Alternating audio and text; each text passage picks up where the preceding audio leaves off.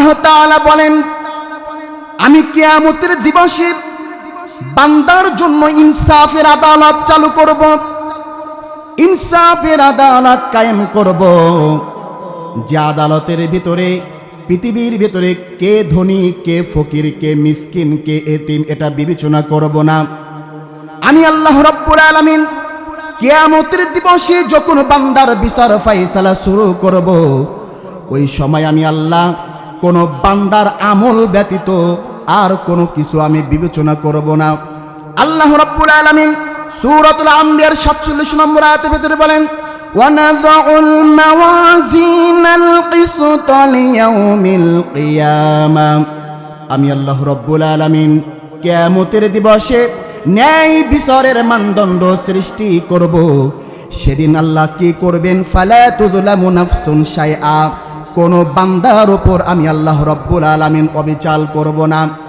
পৃথিবীর আদালত থেকে হয়তো টাকার মাধ্যমে, পাওয়ারের মাধ্যমে, শক্তির মাধ্যমে, দলের মাধ্যমে, যে কোনো মাধ্যমে আমরা হয়তো বাঁচতে পারি, কিন্তু কিয়ামতের দিবসে আল্লাহ যখন আদালত শুরু করবেন, যখন বিচার ফয়সালা শুরু করবেন, ওই দিন আল্লাহ রাব্বুল আলামিনের কাছে আমার বংশের পরিচয়, আমি কোটিপতি ছিলাম নাকি আমার শক্তি ছিল কেমন, এইটা মহান রবের কাছে আমরা বলে কখনোর জন্য বাঁচতে পারবো না। আল্লাহ রাব্বুল আলামিন বলেন, ওয়া ইন কানা মিসকালা হাববাতিন মিন খারদালিন আতাইনা বিহা, সেদিন কিয়ামতের দিবসে বান্দা যদি সরিষা পরিমাণও যদি আমল করে, আমি আল্লাহ রাব্বুল আলামিন ওই আমলটা নির্ধারণ করব। সরিষা পরিমাণ যদি আমল না করে, সরিষা পরিমাণ যদি বদ কাজ করে, সরিষা পরিমাণ যদি খারাপ কাজ করে, আমি আল্লাহ রাব্বুল আলামিন সেই দিন সেইটাই আমি মানুষের সামনে প্রকাশ করব। ওয়া কাফা বিনা হাসিবিন, কারণ কিয়ামতের দিবসে আমার হিসাবের ক্ষেত্রে আমি মহান রব নিজেই যথেষ্ট। পৃথিবীর ভিতরে হয়তো তোমরা বাঁচতে পারবে, কিন্তু কিয়ামতের দিবসে আমি মহান রব আমার সামনে সব যখন উপস্থিতি করা হবে, সেদিন তোমরা আর কখনোর জন্য বাঁচতে পারবে না। বন্ধুগণ আমার, পৃথিবীর ভেতরে আমরা যতই পাপ করি না কেন, জানা হতে পারে অজান্তে হতে পারে, যতই পাপ করি না কেন সকল পাপগুলো রবের সামনে উপস্থিতি করা হবে।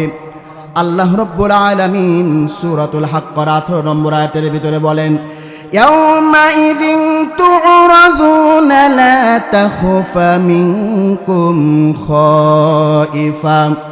আল্লাহ রাব্বুল আলামিন বলেন, বান্দা, যেদিন তোমাদেরকে আমি মহান রব আমার সামনে তোমাদেরকে তোলা হবে, সেদিন তোমাদের গোপনীয়তার কোনো কিছু থাকবে না। পৃথিবীর ভেতর হয়তো তুমি অন্যায় কাজ করেছো, তুমি সুদ খেয়েছো, ঘুষ খেয়েছো, হারাম উপার্জন করেছো, বেপরদায় চলেছো, এমন অন্যায় কাজ করেছো, হয়তো তোমার অন্যায় কাজটা পৃথিবীর ভেতরে গোপন থেকে গিয়েছে, কোনো মানুষ হয়তো তোমার গোপনীয়তা জানে না।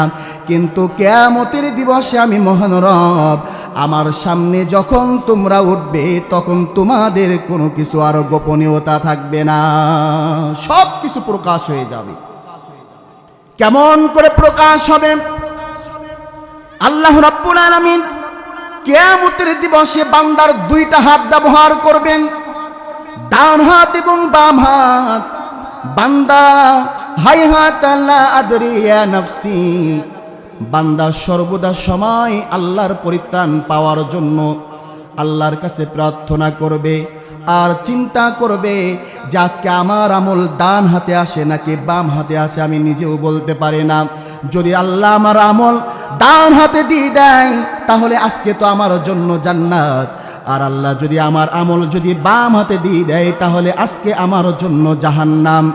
আল্লাহ রাব্বুল আলামিন বলেন, ওয়া আম্মা মান উতিয়া কিতাবাহু বিশিমালিহি, সেদিন বান্দার আমল নামা যদি তার বাম হাতে চলে আসে, বাম হাতে আসা মানে তার জন্য জাহান্নাম।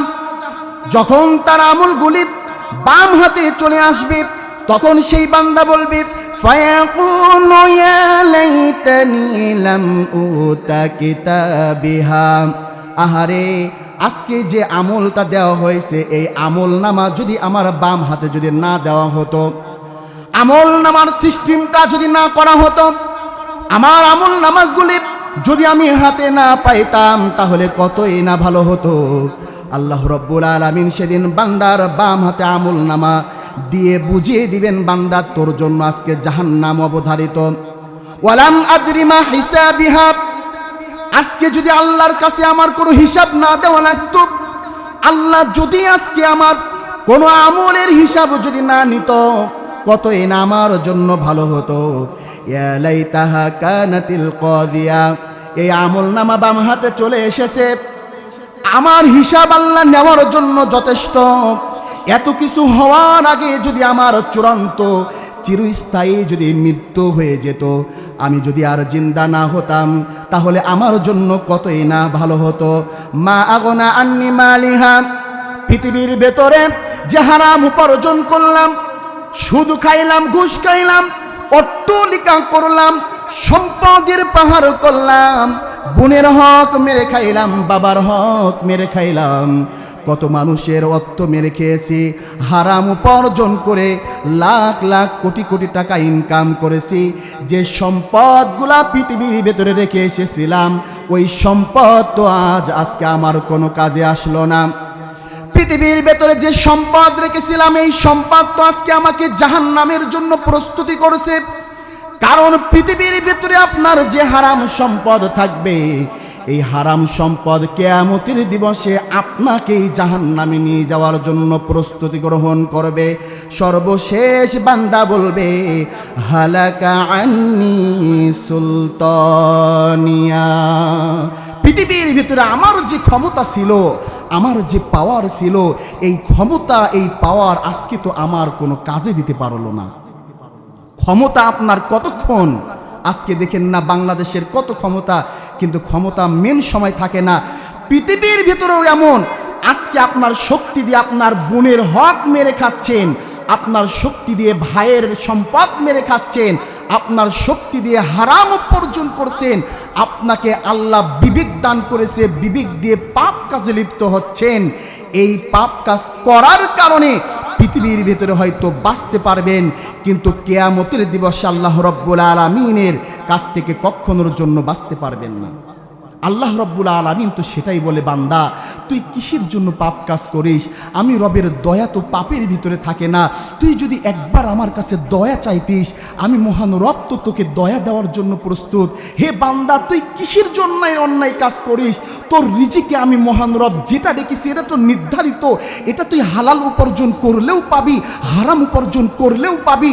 তুই কিসের জন্য যেটা হালালভাবে তোর অনেক টাইম অনুযায়ী আমি দেব, সেই অংশটা হারামভাবে অল্প টাইমের ভিতরে কিসের জন্য উপার্জন করলি? বান্দা, তুই কি আমার তাকদীরের উপর বিশ্বাস করিস না?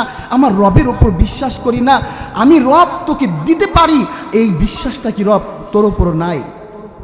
আল্লাহ রাব্বুল আলামিন সূরাতুল ইনফিতারের 6 নম্বর আয়াতের ভিতরে বলেন, ইয়া আইয়ুহাল ইনসানু মা গাররাকা বিরাব্বিকাল কারীম।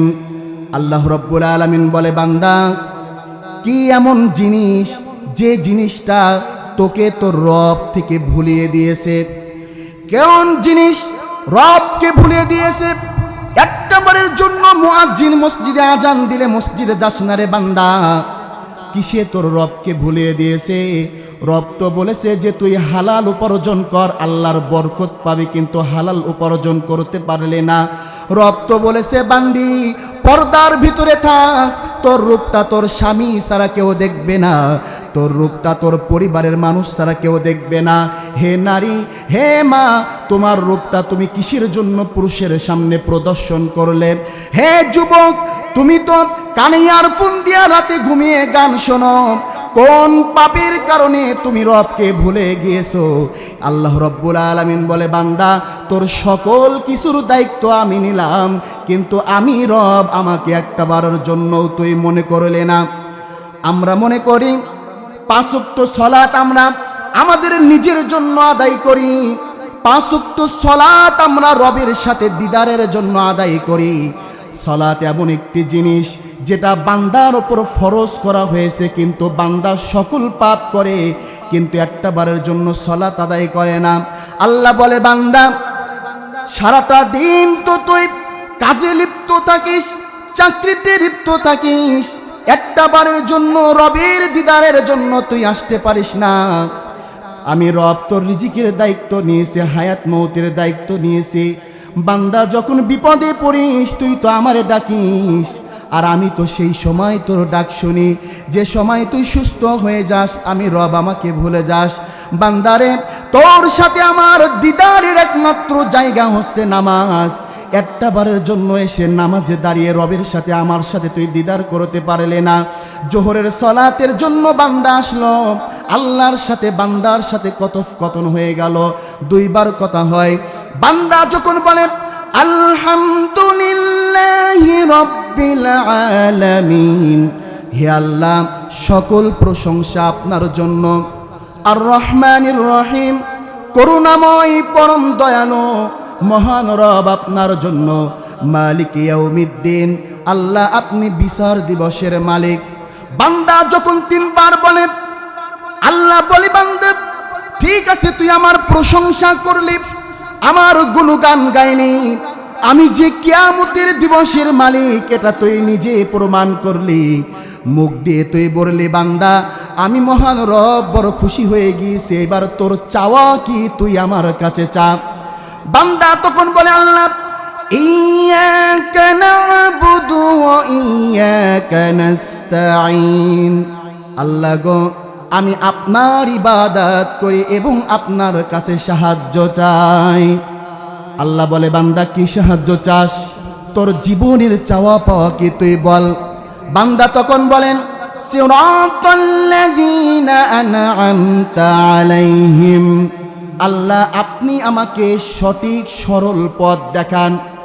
সঠিক সরল পথ বলতে আমি ব্যবসা করি, ব্যবসাটা যেন হালাল হতে পারে, চাকরি করি চাকরিটা যেন হালাল হতে পারে, আমি যে আমার রিজিকের জন্য অটো চালাই, রিক্সা চালাই, দিন মজুরি কাজ করি, আমি যেটাই করি না কেন আমার কাজটা যেন হালাল হতে পারে। গায়রিল মাগযুবি আলাইহিম, তাদের পথ আমাকে দেখিয়েন না, ওয়ালা যাল্লিন, যে পথের ভিতরে আপনার রহমত নাই, গজব নাজিল আছে। আল্লাহ সেটা বলেন। বান্দা যখন সালাতে চলে আসে, জোহরের সময় যখন সালাত আদায় করে বান্দা চলে যায়, আসরের সময় যখন আজান দেয় আল্লাহ আবার মুয়াজ্জিনের মাধ্যমে বলে দেয় হায়া আলাস সালাত, সালাতের জন্য আসো, হায়া আলাল ফালাহ, কল্যাণের জন্য আসো। আল্লাহ বলে বান্দা সেই জোহরের সময় সালাত আদায় করে যে ব্যবসার জন্য গেলি, সেই জোহরের সময় যে সালাত আদায় করে কাজের জন্য গেলি, আমি রবকে তুই ভুলে গিয়েছিস। আয় আয় বান্দা আসরের সালাতে আয়, তোর সাথে আমি আবার দিদারে কথা বলবো। আসরের সালাত আদায় করলো, সালাত আদায় করে বান্দা আবার রিজিকের জন্য ধাপিত হলো। আবার যখন মাগরিবের আজান দেয় আল্লাহ বলে বান্দা আয় আয় সালাতের জন্য চলে আয়, আমি তোর সাথে কথা বলার জন্য প্রস্তুত। এমন করে এশার সালাত হয়ে যায়। এশার সালাত যখন আজান দেয় আল্লাহ তখন বলে বান্দা আয় আয় এশার সালাতের জন্য চলে আয়। সেই তো রাতে তুই ঘুমাবি, সারা রাত তুই ঘুমাবি, আমি মহান রব তো কখনোর জন্য ঘুমায় না। বান্দা তুই মাঠে ফসল রোপণ করেছিস, বীজ রোপণ করে তো রিল্যাক্সে ঘুমিয়ে যাবি, আর আমি মহান রব যদি ঘুমিয়ে যাই তোর মাটির ফসল বীজ কখনোর জন্য চারা হবে না। বান্দা তুই খেয়েছিস রাতে, এই খাবারটা যদি আমি হজম না করাই, এই খাবারটা যদি আমি পুষ্টিকর হিসাবে যদি তোর শরীরে না লাগাই, তাহলে তুই রোগান্ত হয়ে যাবে যে আগামীকাল আমি ব্যবসায় যাব, চাকরিতে যাব। তুই শুধু নিয়াত করে ঘুমিয়েছিস, আর ওই নিয়াতটা পরিকল্পনায় বাস্তবায়ন রহমত দেওয়ার জন্য আমি মহান রব কখনোর জন্য ঘুমাই না। বান্দা আয় আয় এশার সালাতে চলে আয়, সারা রাত তুই ঘুমিয়ে যাবি, আমি মহান রব তো ঘুমাই না।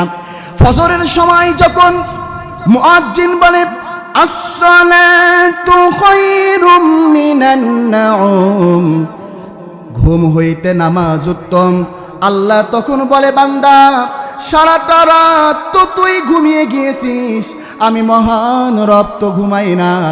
আয় আয়, তোর জন্য অপেক্ষা করেছিলাম বান্দা, তুই তোর রবের দিদারের জন্য নামাজে চলে আয়। বান্দা যখন নামাজে চলে আসবে তখন আল্লাহ রব্বুল আলামিন বান্দার সাথে কথা বলা শুরু করে দেয়। কিন্তু আমরা এমন একটি মুসলিম, এমন আল্লাহর বান্দা যে আমরা সকল কাজ করতে পারি কিন্তু সালাত আদায় করতে পারি না। কখনোর জন্য সালাত জিনিসটা আমরা আদায় করতে পারি না। এই সালাত আদায় না করার কারণে আজকে আমাদের জীবন ধ্বংস হয়ে গিয়েছে।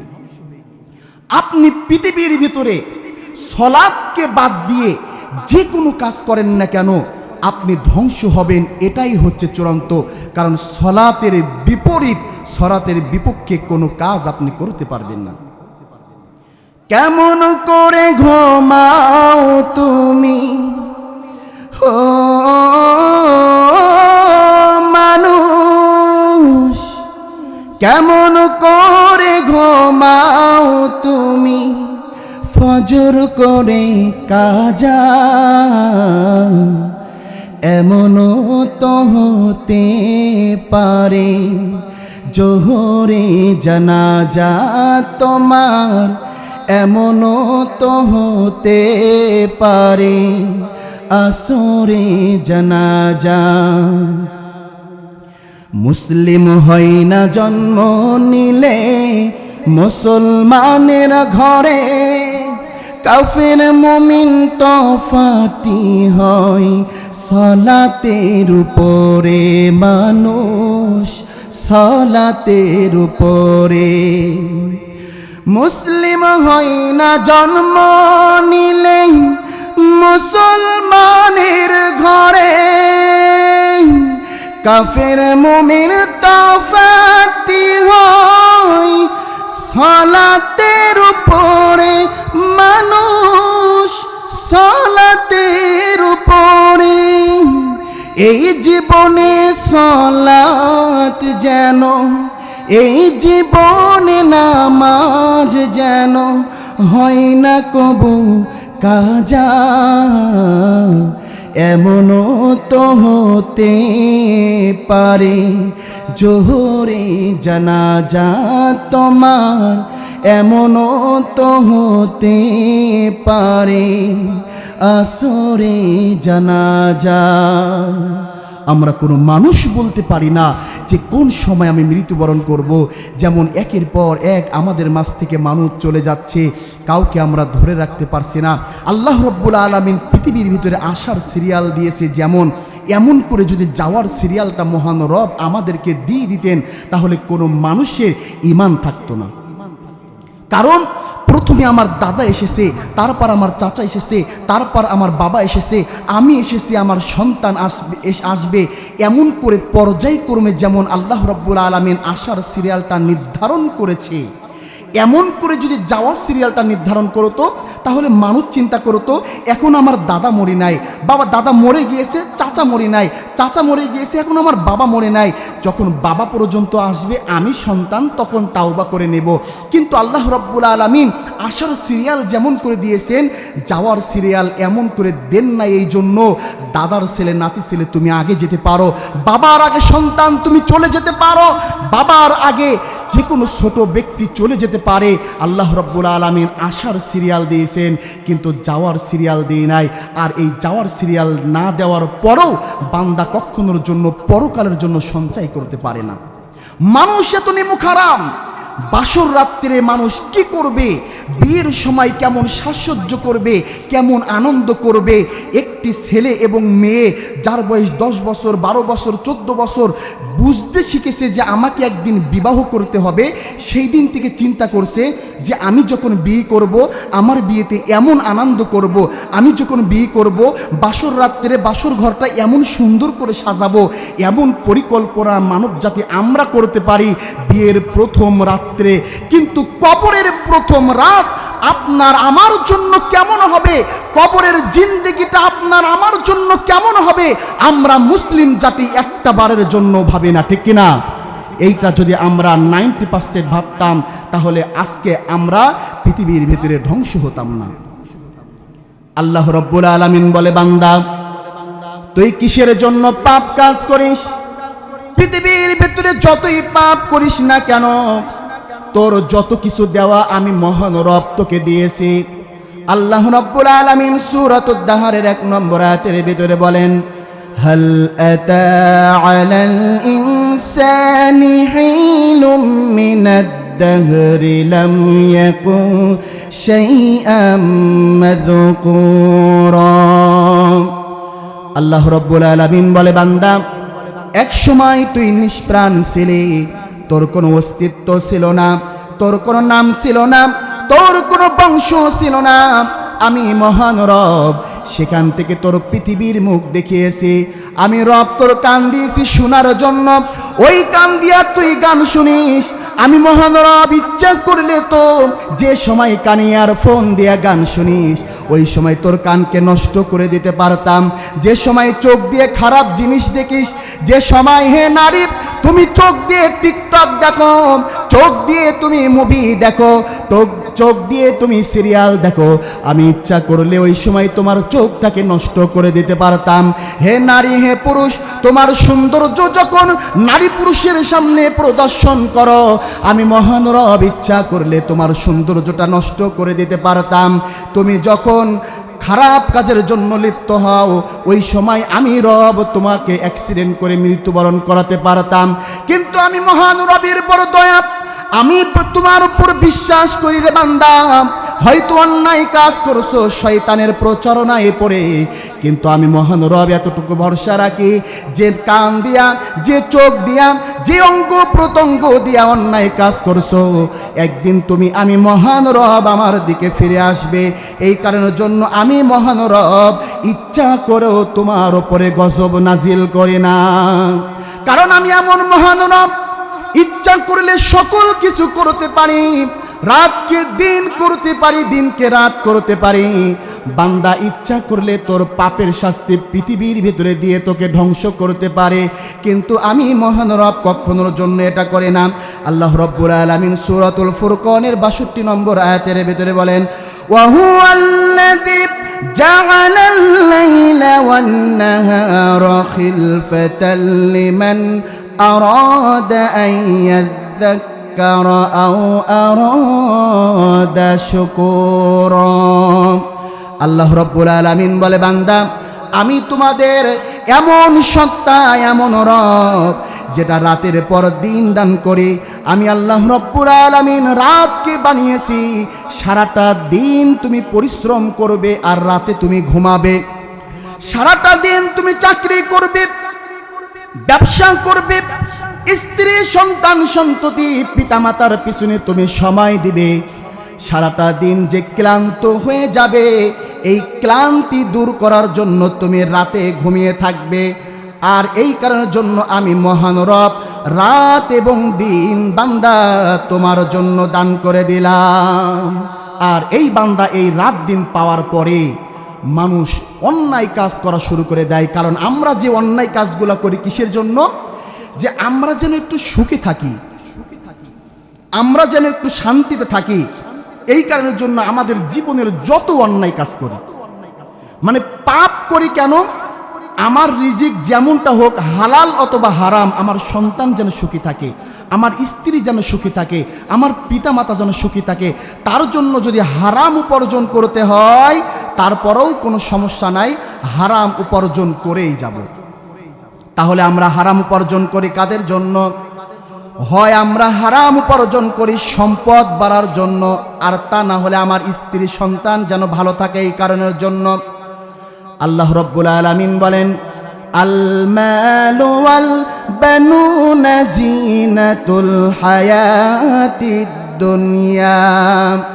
আল্লাহ রাব্বুল আলামিন বলেন, সন্তান এবং সম্পদ এই দুইটা জিনিস বান্দা তোমাদের জন্য অলংকার।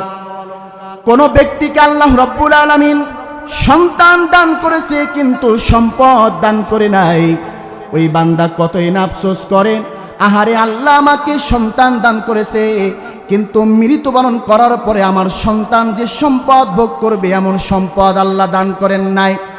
আবার অনেক মানুষকে আল্লাহ রাব্বুল আলামিন সম্পদ দান করেছে কিন্তু সন্তান দান করে নাই, ওই বান্দাও জীবনে আফসোস করে, আহারে আল্লাহ আমাকে সম্পদ দান করেছে কিন্তু মৃত্যুবরণ করার পরে আমার সন্তান যে সম্পদ ভোগ করবে এমন সন্তান আল্লাহ দান করেন নাই।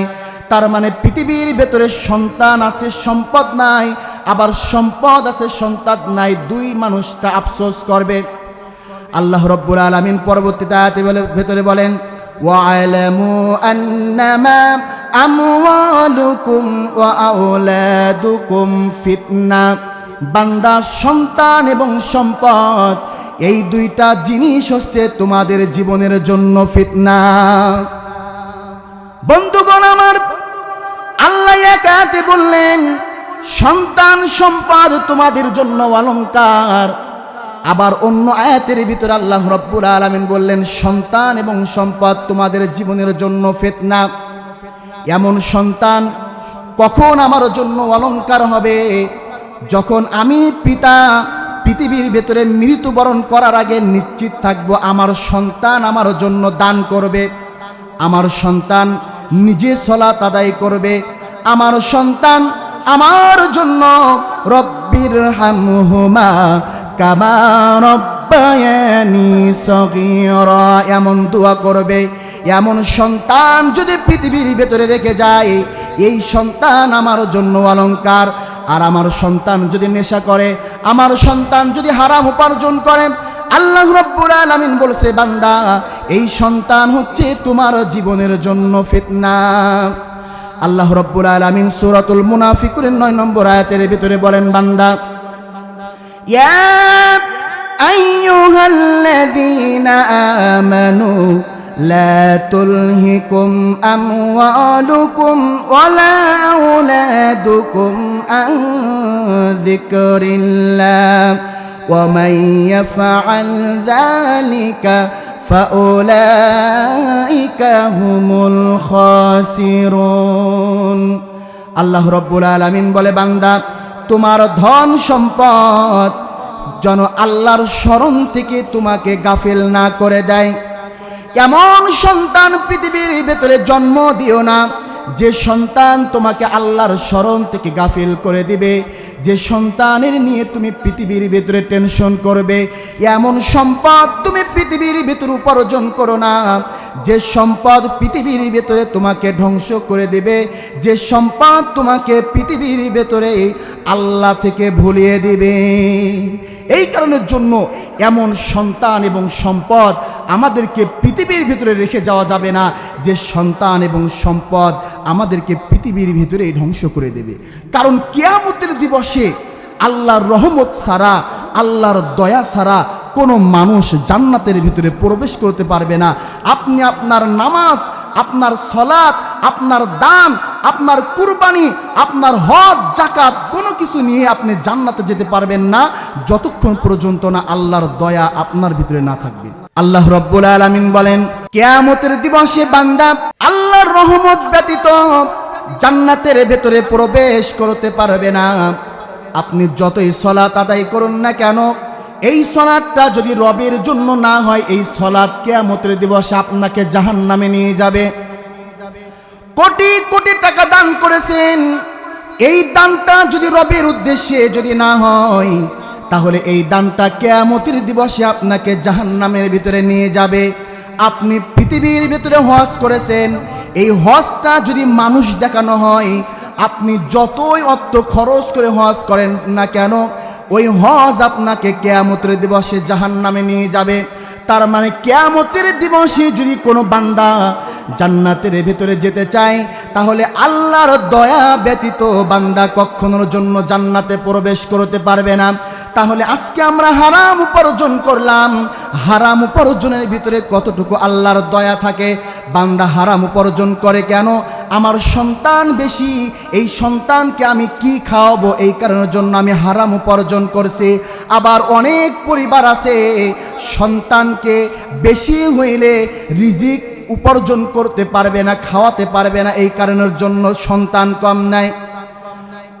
আল্লাহ রাব্বুল আলামিন বলেন, বান্দা তোর রিজিকের দায়িত্ব আমি মহান রব নিয়েছি, মানুষ তুই সৃষ্টি হওয়ার 50,000 বছর আগে আমি মহান রব তোর রিজিক নির্ধারণ করেছি। তুই কি খাবি সেটা নির্ধারণ করেছি। মাতৃগর্ভের ভিতরে যখন 43 দিন আসলে সেই সময় আমি আল্লাহ রব্বুল আলামিন আবার নির্ধারণ করলাম। তাহলে আমি মহান রব যদি বান্দা তোর রিজিকের দায়িত্ব নিই, তাহলে কোন ভয়ে তুই সন্তানকে হত্যা করলে, কোন ভয়ে তুই হারাম উপার্জন করলে?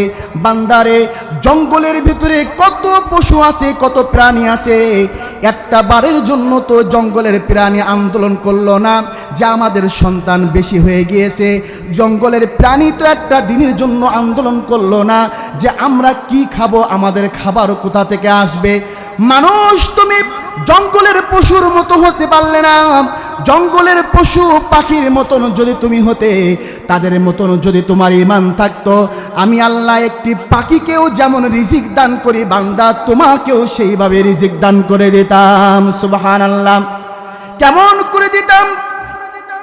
সকালবেলা একটি পাখি খালি পেটে বাসা থেকে বাইরে হয়ে যায়, আর সন্ধ্যার সময় ওই পাখিটা ভরা পেটে তার বাসাতে ফেলে। ওই পাখি কোথায় চাকরি করে, কোথায় ব্যবসা করে, কি এমন পরিশ্রম করে, অথচ সকালবেলা পাখি আল্লাহর তাসবিহ গুনতে গুনতে বাইরে হয়ে যায়, সন্ধ্যার সময় ভরা পেটে ওই বাসাতে ফেরে। আল্লাহ বলছে বান্দা তুই পাখিকে অনুসরণ কর। তাহলে পাখি সকালবেলা কি করে? সকালবেলা যখন ফজরের আজান দেয়, দেখবেন কোনো পাখি তার বাসাতে থাকে না। আর সকালবেলা ফজরের যখন আজান দেয়, আমরা সেই সময় আমাদের ঘুমের আরামটা আরো বেশি করে বাড়াই দিই। সকালবেলা একটি পাখি আল্লাহর গুণগান তাসবিহ গাইতে গাইতে বাহির হয়ে যায়, আর আমরা সকালবেলা ঘুম থেকে বাইর হয়ে চাকরি করার জন্য একটা বারের জন্য সালাত আদায় করি না, একটা বারের জন্য আল্লাহর দিদারের জন্য ফজরে আসি না, আল্লাহর নৈকট্য লাভের জন্য মসজিদে আসি না। তাহলে পাখি যেটা করে আমরা সেটা করতে পারি না, আর না করার কারণে আল্লাহ পাখিকে রিজিক দিয়েছে, টেনশন দেয় নাই। আর আমরা বান্দা যতই উপার্জন করি না কেন, আমাদের সংসারের অশান্তি কখনোর জন্য শেষ হয় না। আল্লাহ রব্বুল আলামিন পাখির সাথে আবার কি বলেছেন দেখবেন। পাখি যখন সন্ধ্যার সময় বাইরে হয়ে যায়, মাগরিবের পরে দেখবেন কোনো পাখি কোনো গাছে বা অন্য কোথাও থাকে না রিজিকের জন্য। ওই পাখিটা বাসাতে এসে ঘুমিয়ে যায়, বিশ্রাম নেয়। আর আমরা মানব জাতি সারাটা দিন পরিশ্রম করি, সারাটা দিন চাকরি করি, আর বাসাতে যখন ফিরি সালাত তো আদায় করি না। রাত 12টা-1টা পর্যন্ত স্বামী স্ত্রী একই জায়গায় বসে টিভি আর সিরিয়াল দেখে আমরা সময় কাটিয়ে দিই। রাত 12টা বাজতে বাজতে আমাদের ঘুম যখন চলে আসে তখন ঘুমিয়ে যায়। কখন মুয়াজ্জিন মসজিদে ফজরের আজান দেয় আমরা একবার নিজেরাও জানতে পারি না। এই কারণের জন্য আল্লাহ রাব্বুল আলামিন বলে, বান্দা কিসের অহংকারে তুমি পৃথিবীর ভেতরে চলো? কারণ তোমার নিজের বলতে তো কোনো কিছুই ছিল না। তুমি যখন জন্মগ্রহণ করলে সেটাও তোমার অন্যের মাধ্যমে হয়েছে। তুমি হাঁটা শিখলে অন্যের মাধ্যমে, কথা বলা শিখলে অন্যের মাধ্যমে, তুমি চাকরি করা শিখলে অন্যের মাধ্যমে। পৃথিবীর ভেতর থেকে যখন বিদায় নিয়ে চলে যাবে, নিজের কাফনের কাপড়টা নিজে পরতে পারবে না। যখন তুমি মারা যাবে, নিজের গোসলটা নিজে করতে পারবে না। তোমাকে যখন কবরস্থ করা হবে, তখন নিজের কবরের ভিতরে নিজে শুইতে পারবে না। বান্দা তোমার এত কিসের অহংকার? কি কোন অহংকারে বান্দা তুমি চলো? আল্লাহ রব্বুল আলামিনের কাছে একটা বারের জন্য আমরা আমাদের আকুতি মিনতি করতে পারলাম না।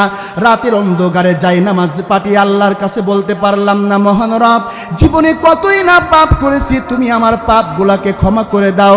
জীবনে এমন পাপ করেছি, আমি পাপ করেছি আমার স্ত্রী জানে না, আমার স্ত্রী পাপ করেছে আমি জানি না, এমন পাপ করেছি রাতের অন্ধকারে করেছি গো মাবুদ, পৃথিবীর কোনো মানুষ জানে না।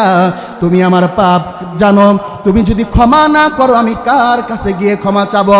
আল্লাহ রাব্বুল আলামিন তাদের জন্য বলে, বান্দা তোর পাপ করেছি রে বান্দা, তুই নিরাশ হোস না, আমি মহান রবের দয়া এত বেশি। কুল ইয়া ইবাদিয়াল্লাযীনা আসরাফু আলা আনফুসিহিম লা তাকনাতু মির রাহমাতিল্লাহ। বান্দা তোর পাপটা যেমন হোক না কেন, আমি মহান রব, আমার রহমত থেকে বান্দা তুই নিরাশ হোস না।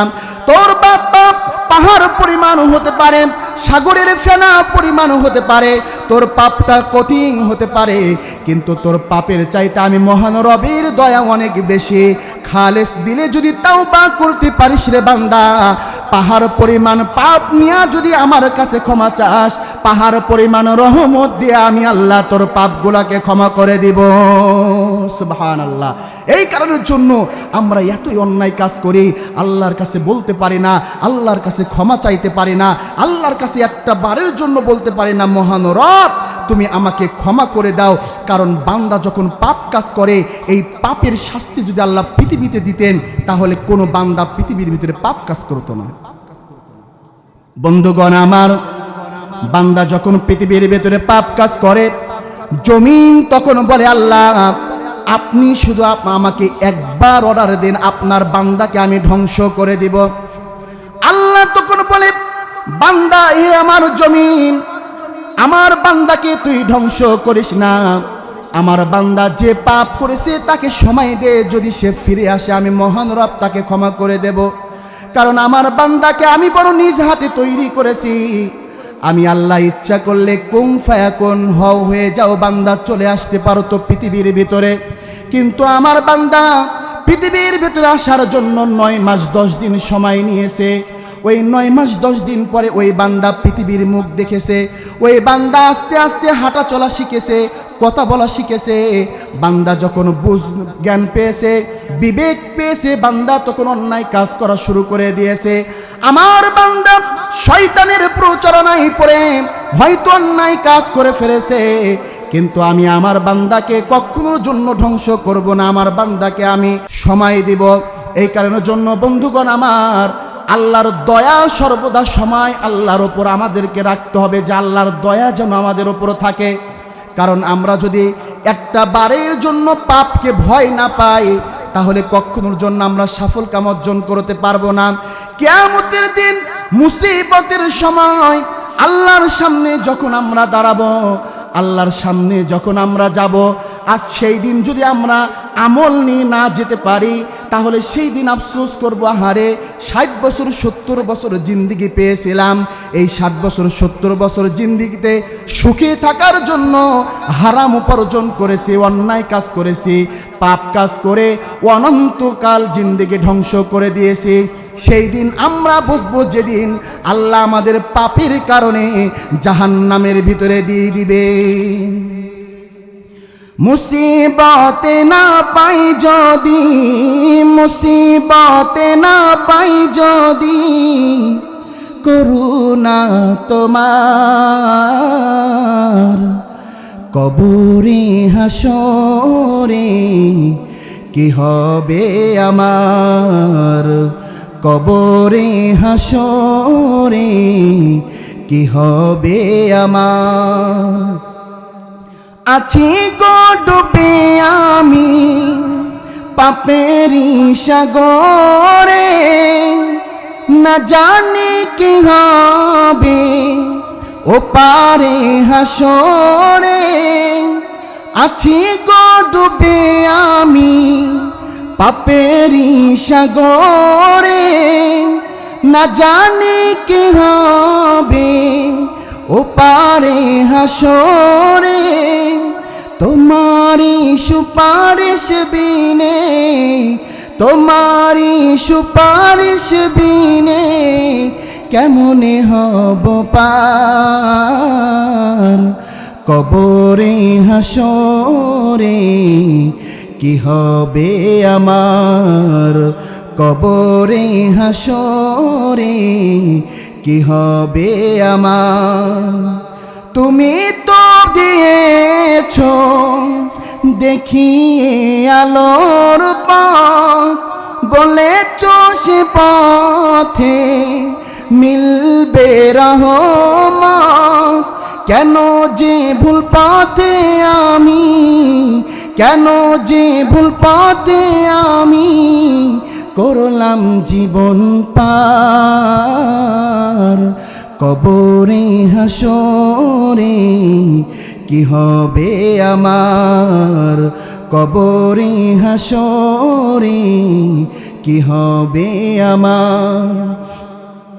মুআজ ইবনে জাবাল রাদিয়াল্লাহু তাআলা আনহু একদিন তার বাসার ভিতরে দুই হাত তুলে আকাশের দিকে তাকে কান্না করছিলেন। তার সঙ্গী সাথে রাস্তা দিয়ে হেঁটে যাচ্ছে, হঠাৎ করে মুআজ ইবনে জাবালের কান্নার আওয়াজ শুনতে পাইলেন। সঙ্গী সাথে তার বাসার ভিতরে চলে গেলেন, গিয়ে বললেন, হে মুআজ ইবনে জাবাল, কিসের জন্য আপনি কান্না করেন? আপনার কি কোনো সম্পদের সমস্যা, সংসারের সমস্যা? আপনার কোন সমস্যা যে সমস্যার কারণে আপনি আকাশের দিকে দুই হাত তুলে কান্না করছেন? মুআজ ইবনে জাবাল বললেন, হে আমার সঙ্গী সাথী, আমার কোনো সম্পদ, আমার কোনো সংসার, পৃথিবীর কোনো মায়ার জন্য আমি কান্না করি না।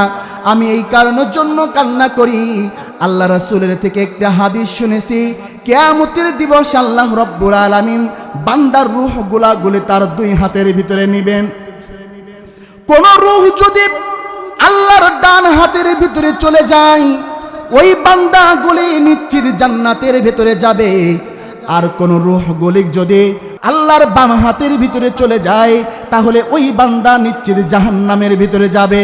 আমি মুআজ ইবনে জাবাল পৃথিবীর কোনো চিন্তা করি না, পৃথিবীর কোনো সুখের চিন্তা করি না, পৃথিবীর কোনো সম্পদের চিন্তা করি না।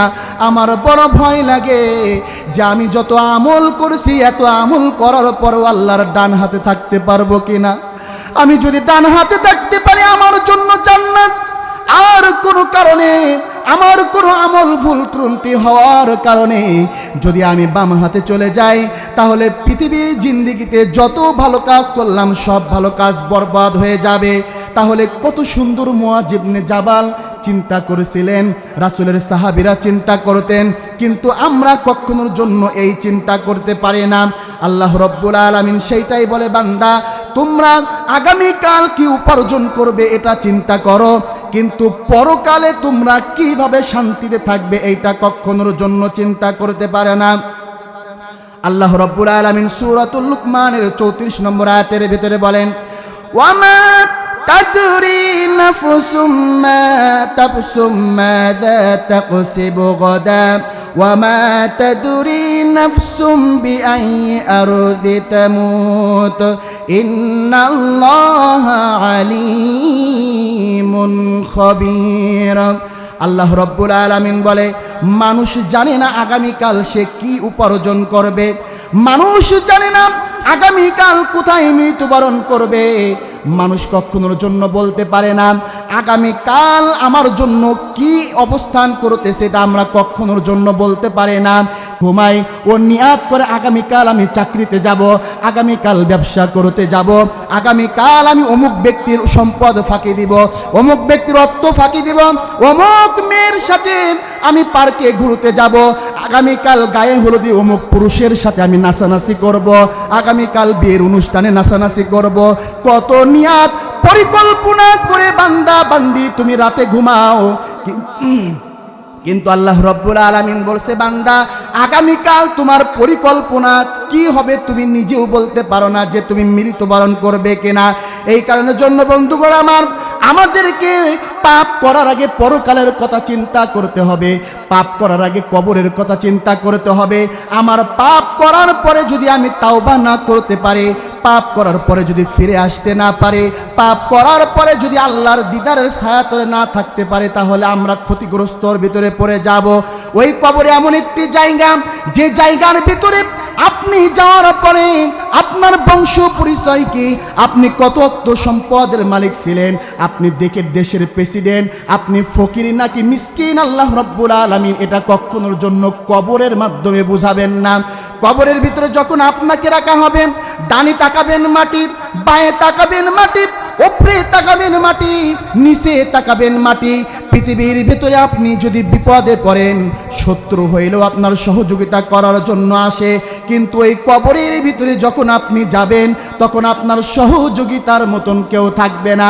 বন্ধুগণ আমার, কিছু কিছু সময় কবরস্থানের ভিতরে যাবেন, যে দেখবেন সেখানে কিছু বাচ্চা শুয়ে আছে, যারা পৃথিবীর ভিতরে বড় হতে চেয়েছিল, কিন্তু আল্লাহ তাদের বড় হওয়ার মতন সুযোগ দান করে নাই।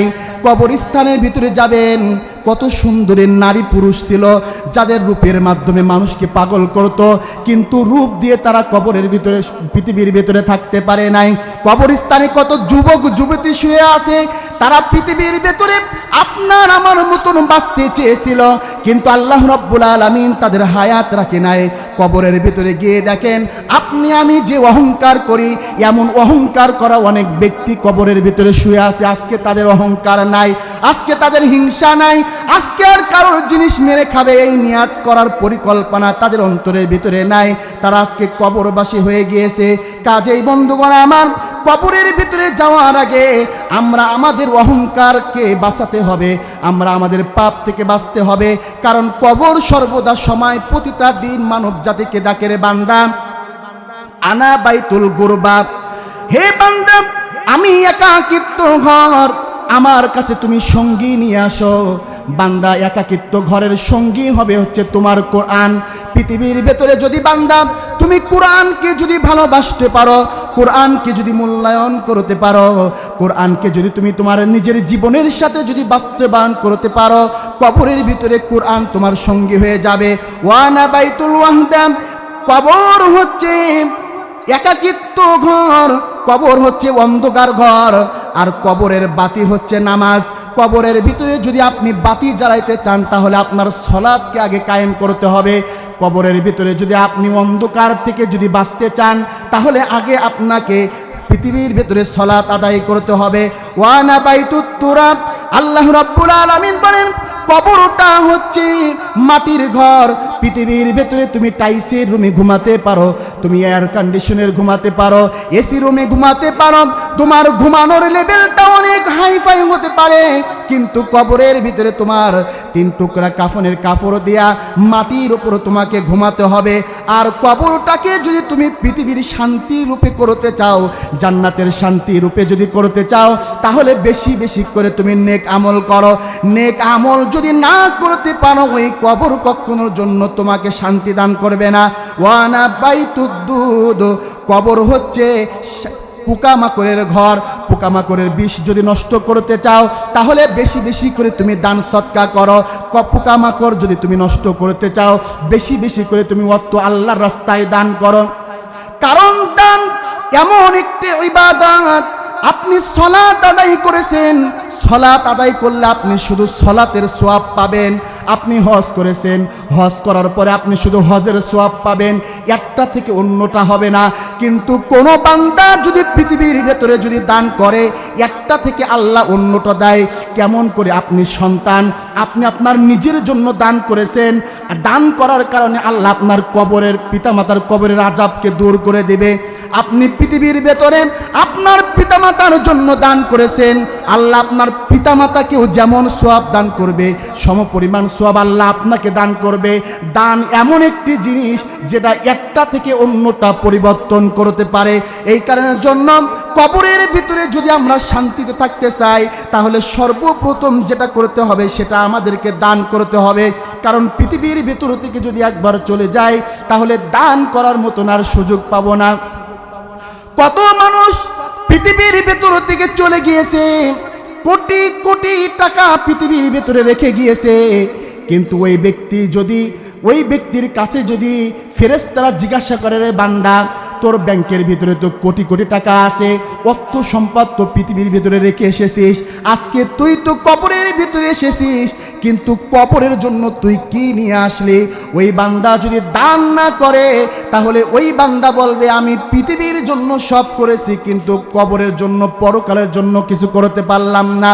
কাজে আপনি যদি নেক আমল না করেন, আপনি যদি ভালো কাজ না করেন, মরণের সময় আপনি পৃথিবীর ভেতর থেকে যখন বিদায় নেবেন, তখন আপনি শান্তিতে নিতে পারবেন না। কবরের জন্য যদি মাল সামানা না নিয়ে যেতে পারেন, কবর তো অনেক দূরের বিষয়, জান্নাত জাহান্নাম তো অনেক দূরের বিষয়।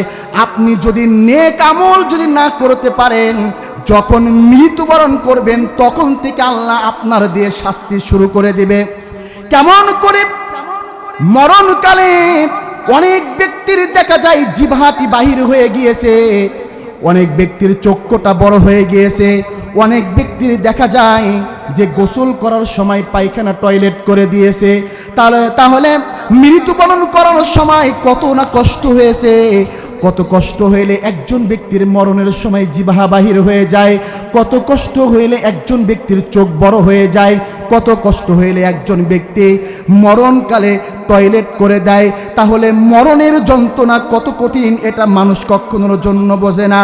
বন্ধুগণ আমার, মুয়াজ্জিন আযান দিলে একটা বারের জন্য মসজিদে আসতে পারে না, কিন্তু আপনার আমার যখন সময় হয়ে যাবে, আমার আপনার যখন মরণের সময় হয়ে যাবে, তখন আল্লাহ যেহেতু মুয়াজ্জিনের মাধ্যমে দাওয়াত করে নিয়ে আসতে পারে নাই মসজিদে, একদিন দেখবেন মসজিদের খাটিয়া বিনা দাওয়াতে আপনার বাসায় চলে গিয়েছে।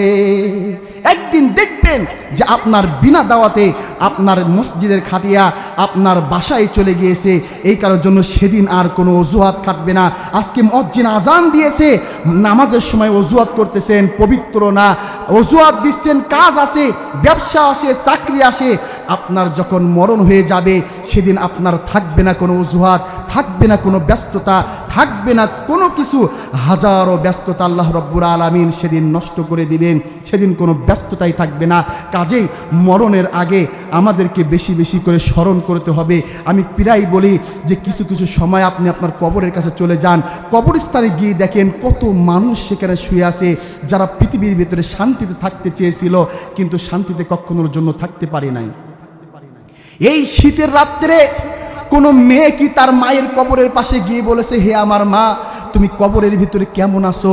আজকে আমিও মা হয়েছি, আমার সন্তান এত জ্বালাতন করে, আমার সন্তান আমাকে এত নির্যাতন করে, আমার সন্তানের জ্বালাতন আমি সহ্য করতে পারি না। মা, তোমাকেও এমন করে আমি জ্বালাতন করতাম, কিন্তু তুমি কখনোর জন্য আমাকে খারাপ বাক্য বলো নাই। মা, তুমি কবরের ভিতরে কেমন আছো? কোনো সন্তান কি বাবার কবরের কাছে গিয়ে বলেছে, বাবা তুমি কবরের ভিতরে কেমন আছো? কোনো পিতামাতা কি কবরের কাছে গিয়ে সন্তানে বলছে, সন্তান কেমন আছো? তার মানে যতদিন পৃথিবীর ভিতরে আমরা বেঁচে আছি ততদিন পর্যন্তই আমাদের সকলে মনে রাখবে, আর যখন আমরা পৃথিবীর ভেতর থেকে চলে যাব কেউ আর আমাদেরকে মনে রাখবে না। আমার দাদার বাবা কে ছিল আমরা নিজেরাও জানি না, অনেকে তার নিজের দাদার কথাই স্মরণ নাই। আমরাও যখন চলে যাব তখন এমনও প্রজন্ম আসবে আমাদের কথা স্মরণই করবে না। কিন্তু আমরা যেটা পৃথিবীর ভিতরে দান করব, সদকা করব, এই দান এবং সদকা কিয়ামত পর্যন্ত আপনার আমার ঘরের বাতি, আপনার আমার জান্নাতের যাওয়ার মতন শান্তি এই দান সদকা আমাদেরকে এনে দেবে। এই কেন জন্য বন্ধুগণ আমার, আমাদের বেশি বেশি করে আল্লাহর স্মরণের পথে থেকে দান সদকা করতে হবে। আল্লাহ রাসূল সাল্লাল্লাহু আলাইহি সাল্লাম বলেন, মানুষ যখন মৃত্যুবরণ করে তার কবরস্থান পর্যন্ত তিনটা জিনিসে যায়। তার আহাল বর্গ খাটিয়াটি ঘাড়ের ওপর করে নিয়ে লাশটা বহন করে কবরস্থান পর্যন্ত চলে যায়। যাওয়ার পরে তাকে মাটি দিয়ে আবার চলে আসে। পৃথিবীর ভিতরে যে অর্থ সম্পদ উপার্জন করেছে, এই অর্থ সম্পদটা একমাত্র তার সাথে তার পৃথিবীর ভিতরে থেকে যায়। আর তার সাথে যেটা চলে যায় সেটা হচ্ছে তার পৃথিবীর ভেতর থেকে ভালো কাজ করার মতন যে আমল, নেক আমল। এইটা আল্লাহ রাব্বুল আলামিন বলেন, ওয়া আনফিকু মিম্মা রাযাকনাকুম মিন ক্বাবলি আন ইয়াতিয়া আহাদাকুমুল মাউত ফায়াকুলা রব্বি লাউলা আখখারতানি ইলা আজালিন করিব ফাআসসাদদাকা ওয়া আকুম মিনাস সালিহিন। আল্লাহ রাব্বুল আলামিন বলে, বান্দা, আমি তোমাকে যে রিজিক দান করেছি, যে অর্থ সম্পদ দান করেছি, এই রিজিক থেকে তুমি দান করো, তুমি আমি আল্লাহর রাস্তায় দান করো মৃত্যুবরণ করার আগে। কারণ মৃত্যুবরণ করার পরে তোমার সন্তান তোমার জন্য দান করবে না। তুমি মৃত্যুবরণ করার আগে তোমার নিজের জন্য দান করো। মৃত্যুবরণ করার আগে তোমার কবরের প্রশান্তি তুমি নিজে তৈরি করে নাও, কবরের প্রশান্তি তুমি নিজে উপার্জন করে নাও। বন্ধুগণ আমার, নিজের উপার্জনটা যদি নিজে না করতে পারে তাহলে কখনোর জন্য হবে না। কারণ ফায়াকুলা রব্বি লাউলা আখরতানি ইলা আজালিন করিব, এমন সময় আসবে বান্দার যখন রূহ কবজ করতে আসবে, বান্দার যখন আমল নামা যখন তার কাছে পেশ করা হবে, তখন ওই বান্দা বলবে, ইয়া রব আমাকে কিছু সময় দিন, আমি নেক আমল করব, সৎ কাম করব। কিন্তু আল্লাহ রব্বুল আলামিন ওই সময় আর সময় দিবেন না। আপনার রূহটা যখন কবজ করার মতন সময় চলে আসবে তখন আপনি আর আল্লাহর কাছ থেকে 1 সেকেন্ডও সময় পাবেন না। সেই জন্য আল্লাহ রব্বুল আলামিন বলে, বান্দা তুমি দান করো, কিন্তু এই দানটা মৃত্যুবরণ করার আগে করো। কারণ মৃত্যুবরণ করার পরে তোমার দানটা তোমার সন্তান, স্ত্রী, পিতামাতা করতেও পারে, নাও পারে। আল্লাহ রব্বুল আলামিন বলেন, আমার কোন বান্দা যদি তার হালাল উপার্জনকৃত অর্থ যদি আমি আল্লাহ আমার রাস্তায় যদি দান করে, মসজিদে দান করে, মাদ্রাসায় দান করে, ভালো কাজে দান করে, আমি আল্লাহ রব্বুল আলামিন ওই দানটাকে ডান হাতে গ্রহণ করি এবং ওই দানটাকে আমি মহান রব লালন পালন করতে শুরু করে দিই। হয়তো আপনি 500 টাকা, 1000, 5000, 10,000 টাকা দান করতে পারেন। এই দানটা হয়তো আপনার জন্য ছোট হতে পারে, কিন্তু এই দানটা আল্লাহ রব্বুল আলামিন লালন পালন করবেন। লালন পালন করতে করতে আল্লাহ রব্বুল আলামিন বলেন, কিয়ামতের দিবসে আমার বান্দার যেদিন নেকি কম পড়ে যাবে, আমার বান্দা যেদিন জাহান্নামে লিপ্ত হওয়ার মতন কার্যক্রম শুরু করবে, তখন পৃথিবীর ভেতরে আমি আল্লাহ রব্বুল আলামিন এই দানটাকে বান্দার জান্নাতে নিয়ে যাওয়ার জন্য ওসিলা করে দিব। সুবহানাল্লাহ। আল্লাহ রাসূল সাল্লাল্লাহু আলাইহি সাল্লাম বলেন, মান বানা লিল্লাহি মাসজিদান বানাল্লাহু বাইতান ফিল জান্নাত। কোন বান্দা যদি পৃথিবীর ভেতরে মসজিদ বানানোর জন্য, মাদ্রাসা বানানোর জন্য, ভালো কাজ তৈরি করার জন্য যদি অর্থ দান করে, আমি আল্লাহ রব্বুল আলামিন জান্নাতের ভিতরে তার জন্য একটি ঘর নির্মাণ করে দিই। সুবহানাল্লাহ। মনে করেন আপনি পাপ কাজ করেছেন, পাপ কাজ করার কারণে আপনি জাহান্নামে চলে যাওয়ার মতন সার্টিফিকেট পেয়ে গিয়েছেন। আল্লাহ বলছেন, যা বান্দা জাহান্নামে চলে যা। কিন্তু পৃথিবীর ভেতরে আপনি সুদ খেয়েছেন, ঘুষ খেয়েছেন, হারাম উপার্জন করেছেন, যতই পাপ কাজ করেছেন না কেন, আপনি জীবনে একটা ভালো কাজ করেছেন, সময় মতন দান করতেন, যখন মসজিদে বলতো সাথে সাথে দান করতেন, এই ভালো কাজটা তো আপনি করেছেন। আল্লাহ যখন বান্দাকে বলবে, যা বান্দা জাহান্নামে চলে যা, ওই দিন আপনি বলতে পারবেন, মহান রব আমি হয়তো অন্যায় কাজ করেছি বিধায় আপনি আমাকে জাহান্নামে দিচ্ছেন, কিন্তু পৃথিবীর ভেতরে তো আমি একটি ভালো কাজ করেছি। আমি যখনই মসজিদের অর্থের কথা বলতো আমার সাধ্যে মতন আমি দান করতাম। আল্লাহ পৃথিবীর ভেতরে ভালো কাজ করতে পারে নাই, কিন্তু দান করেছি। আপনি তো আদা করেছেন। কোনো বান্দা যদি মসজিদ নির্মাণের জন্য যদি দান করে, জান্নাতের ভিতরে আপনি ঘর নির্মাণ করে দেন, আমি পাপিষ্ঠ বান্দা, আমাকে জান্নাতের ভিতরে দেওয়ার প্রয়োজন নাই, কিন্তু আমার জন্য যে জান্নাতে ঘর নির্মাণ করেছেন ওই ঘরটা আমি চাই।